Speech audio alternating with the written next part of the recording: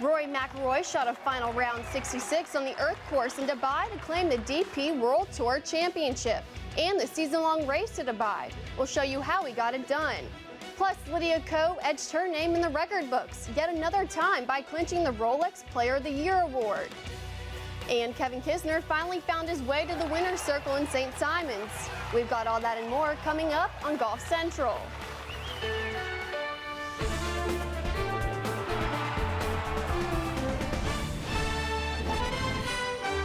Golf Central, brought to you by Titleist. Welcome into Golf Central, wrapping up 2 big seasons in golf and looking ahead to the bright future of the newest PGA Tour winner. I'm Emily Johnson, joined by Golf Channel analyst Tripp Eisenhower. Tripp, we have repeat champs on the European Tour and the Ladies Tour, and 2 very young stars. Yeah, absolutely. And Rory McIlroy gives himself an A for the year, but one thing I will give him is he's an A-plus player when the putts go in, and they always go in Dubai. And someone who makes putts week after week, that's Lydia Ko. Yet another record-breaking season for the young phenom. So great to watch these 2 great seasons wrap up in great form. Well, let's take a look at how Rory got it done in Dubai. 17th hole, McIlroy and Andy Sullivan both had to wait on the 17th tee for about 5 minutes. Yeah, and that wait, let's see what it could do. Rory McIlroy in command of this tournament till that swing right there, and right is it going, Ouch. And there's water over there, and splish splash. Yes, yeah, that is not where he wanted it to go. But McIlroy, as we've seen in the past, McIlroy always is able to come back, right? Well, he is. This is the club he's been struggling with the flat stick, but no question, rolling the rock right here on the 17th hole. Great stuff from Rory McIlroy to keep a 1-shot lead. Yeah, that was a clutch putt going down the stretch for sure. He's going to definitely be thankful that he made that putt going No into question. 18. And so Andy Sullivan now on the par 5 18th hole. He's putting for birdie. Great season, and yet another chance to win for Andy Sullivan. Would not go away, and this one right here would put pressure on McIlroy.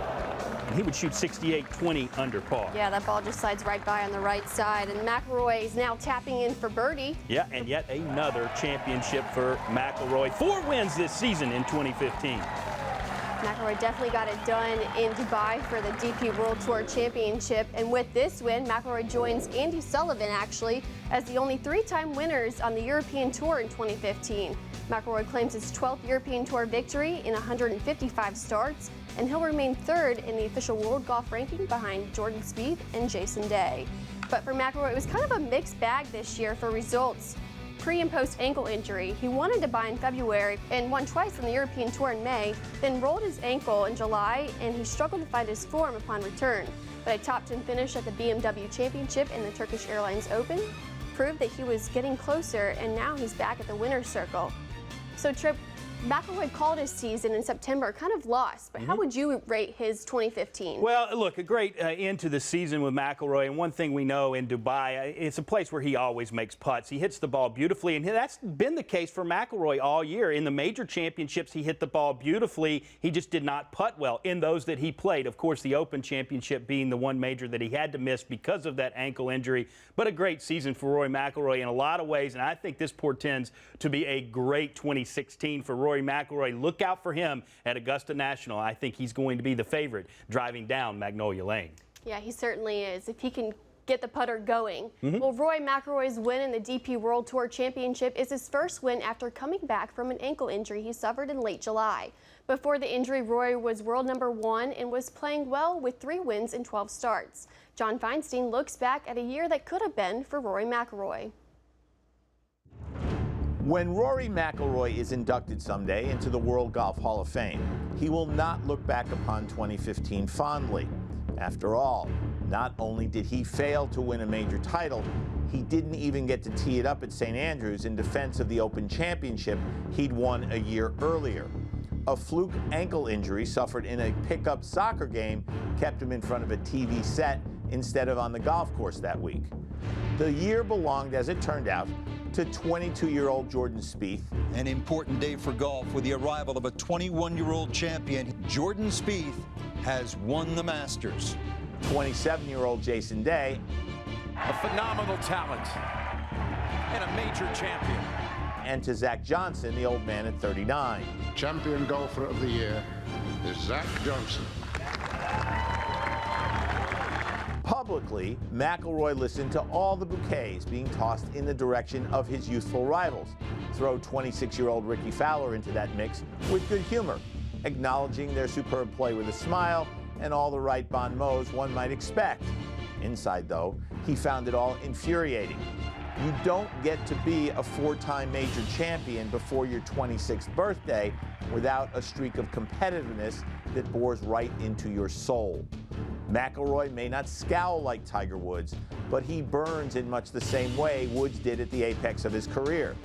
What's fascinating about McIlroy's year is that by almost any standard, it was superb. He won 4 times worldwide and capped the year Sunday by shooting 66 to win the European Tour Championship and the race to Dubai, the latter for the 3rd time in 4 years. For many players, 4 wins is a career. For McIlroy, 4 non-major wins is a lost year.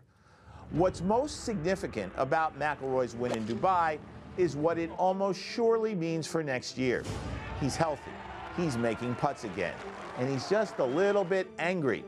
As sweet as his smile can be, McIlroy does have a little bit of Woods, or perhaps more aptly, Michael Jordan in him. 22 years ago, a Washington Bullets rookie named LaBradford Smith had a career night against Jordan, scoring 37 points. A week later, the Bulls and Bullets met again. Jordan had 36. At halftime, afterwards, he admitted that humiliating Smith was personal. Spieth, Day, and Fowler are far more accomplished at golf than Smith ever was at basketball. But even though there was no malice involved, they have poked the bear. 2 years ago, McIlroy had the worst year of his career on and off the golf course. He came back in 2014 to win 2 majors and become the clear-cut #1 player in the world. He's minced no words about how he feels about the past year. No doubt he offended some, notably those who work in Ponte Vedra, when he said in September that winning the Tour Championship and the PGA Tour playoffs would not change his opinion that his year was a failure. The biggest tournaments we have are the 4 majors, and didn't win. It's a year that I guess got away from me. The true greats know which 4 weeks really matter in golf every year. No one understands that better than McIlroy. Next year, you can be almost certain those 4 weeks will be personal.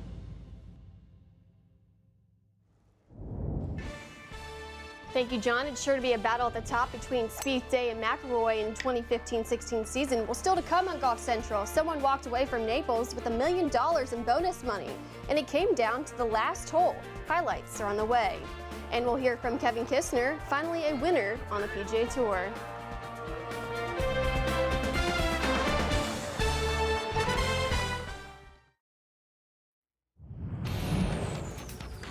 The LPGA Tour season-long race came down to the 18th hole between Lydia Ko and Inbee Park. Let's take a look at what happened, Trip. On the 17th hole at Inbee Park, putting for birdie, and one of the best putters, male or female, on the planet. And whoops, a rare miss for Inbee. Yeah, that ball would slide by on the left side. Lydia Ko on the same hole. Yep, 17th hole, reachable par 5. You would expect to find her in the fairway. That's exactly where she is.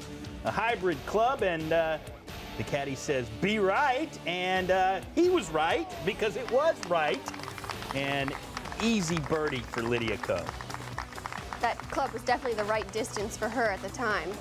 And Inbee on the 18th hole, par 4. She's not going to miss back-to-back. Now, this is for par, so she's not going to miss back-to-back. See, I told you, she's not going to do it. But now, we got to sit around. We got to wait for Lydia Ko. Yeah, Lydia would be just right behind her in the 18th as well. And putting for par, yeah, putting for par, and she makes it. She's definitely the winner. But now we got to sit around and figure out the math. And we figured it out. Yeah, she wins the CME Globe and Rolex Player of the Year, and that's one of the times that you'll see Lydia crying. She doesn't show much emotion out there. But here are the standings. Lydia Ko wins the race to the CME Globe for the 2nd straight year as a teenager, and she'll be a teenager next year when she defends her title. Ko takes home the $1 million bonus prize, the single richest single-day payout in LPGA history. Lisa Cornwell talked to the season-long champion. Lydia, in all the times I've watched you play golf, I've only seen you get upset one time. I've only seen you get emotional one time. That was today after finding out you captured Player of the Year. What does that award mean to you? At the start of the week, I said probably the biggest trophy that would mean a lot to me would be the Player of the Year, and I've done that, it just I'm so thankful to my team. I'm still emotional, but no, it's been a really tough day with the putter. Had to stay patient quite a lot, but no, even up to the last minute it went cold on me, but no, it's been a fun season. There's a lot of positives to take from this week and from this season, so yeah, but I think the great thing is we've got 3 different winners, winner of the Vare Trophy, winner of Player of the Year, and then winner of the Tour Championship, so it's great, and who would have known that there would be 3 winners at the end of the week. And here's the good news. If you're frustrated with your putting in the offseason, you can take that $1 million, buy an indoor putting green. To win this for the second time, could you ever have imagined this? No. I think, after my putt lipped out on 18, I didn't really know what to think. Just a lot of emotions, a lot of thoughts, and kind of the mind went blank also. But no, I feel very grateful, so thankful to CME for starting this race to the CME Globe. I think there's no reason why our tour shouldn't have this kind of a race, and I think it makes it very exciting, and it came down to the last hole, last putt, so yeah, I think we're just so thankful to our commissioner and to CME. You keep setting all sorts of records. We'll wait till next season to see what new records you set. Lydia, congratulations. Are there any? Please don't tell me any, but no, thank you. Thank you, Lisa, for that interview. Let's take a look points-wise at how it broke down on Sunday. Amy Park wins the Vare Trophy by .026 strokes, and she gets that clutch point to potentially become a member in the World Golf Hall of Fame. Lydia Ko wins a Rolex Player of the Year by 2 points over Park and wins the race to the CME Globe for the 2nd straight year in a row. And all those were decided on the 72nd hole in Naples.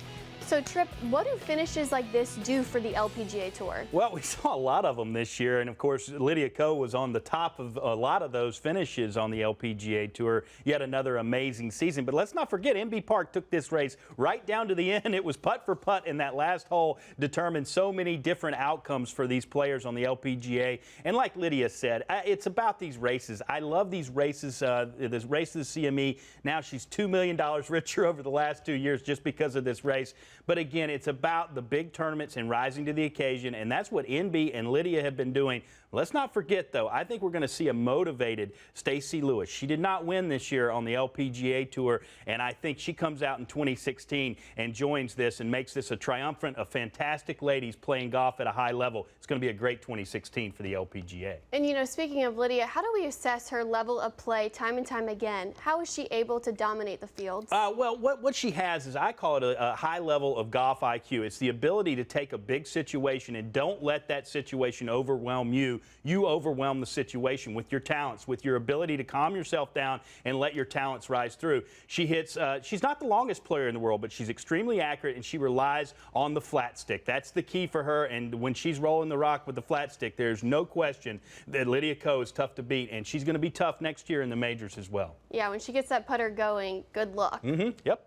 Well, thanks so much for joining us here on Golf Central. Don't forget, first round coverage of the Australian Open starts Wednesday at 7. Jordan Spieth will defend his title down under. For Tripp, I'm Emily. Have a great night.